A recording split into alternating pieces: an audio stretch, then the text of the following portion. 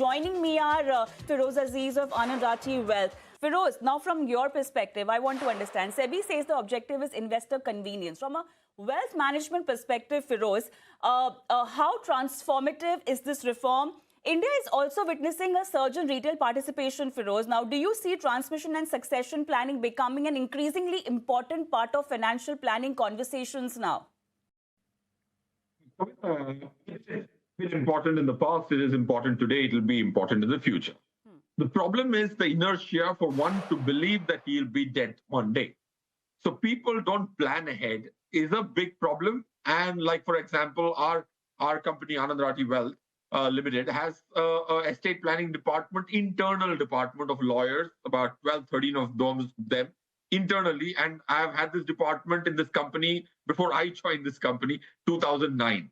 And I still struggle to convince at least 6,000, 7,000 out of the 14,000 families we manage to make sure wills and trusts are done for a smooth transition.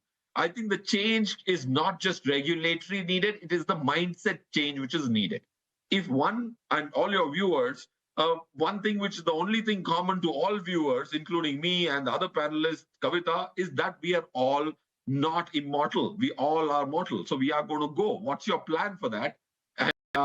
You will be disappointed when you ask even an HNI with 10, 15 crores. The plan is, if at all there, very, very haphazard and very short-sighted.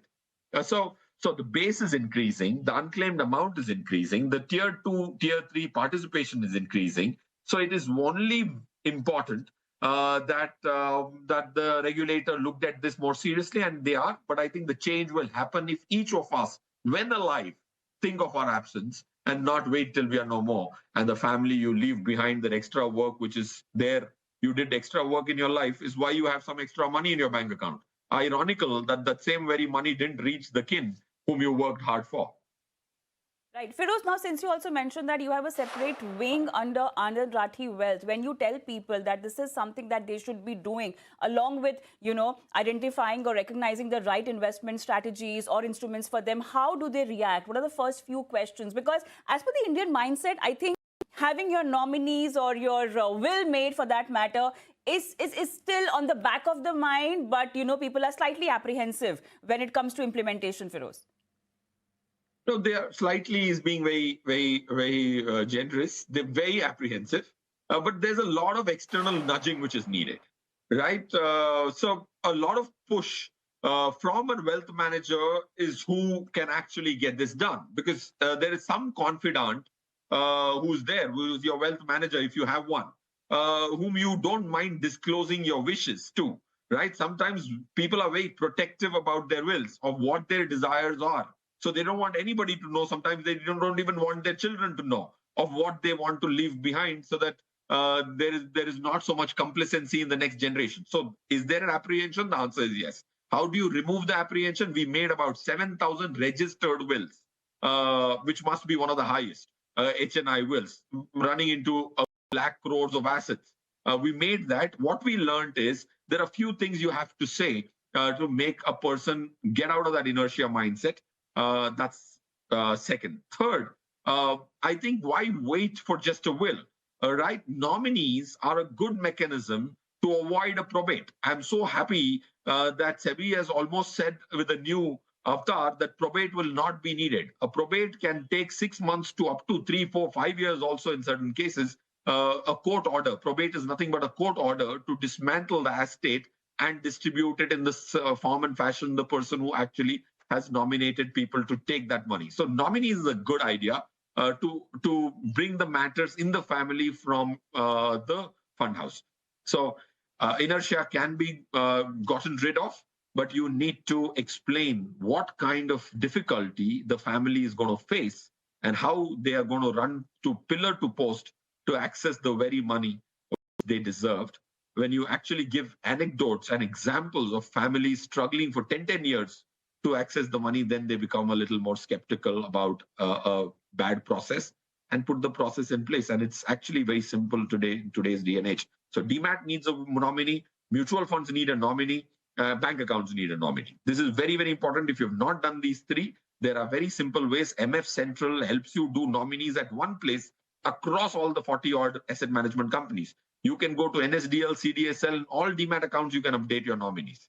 Bank accounts also can update nominees, but not in the central portal. But these are the three places where every one of us, irrespective of the age, should have nominee and then check whether it's updated. Feroze, I'll come to you because we spoke about, Vikas explained how this implementation will really impact the reality, and change the face on the ground. But I just want to understand from you that is this enough? And can these changes help unlock thousands of crores worth of stuck or unclaimed investments over time? What more needs to be done? What needs to be done is surgically one thing which needs to be done.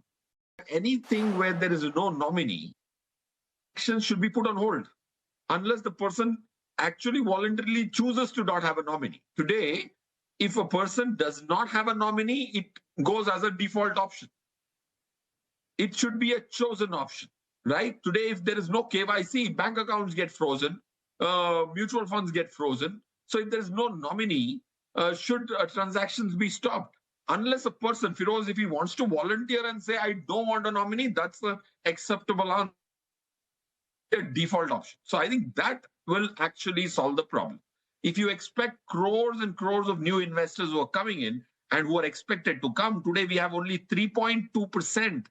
Only 3.2% of our total household savings are in equity. Both direct equity and mutual funds owned by individuals is as little as less than 3.5%.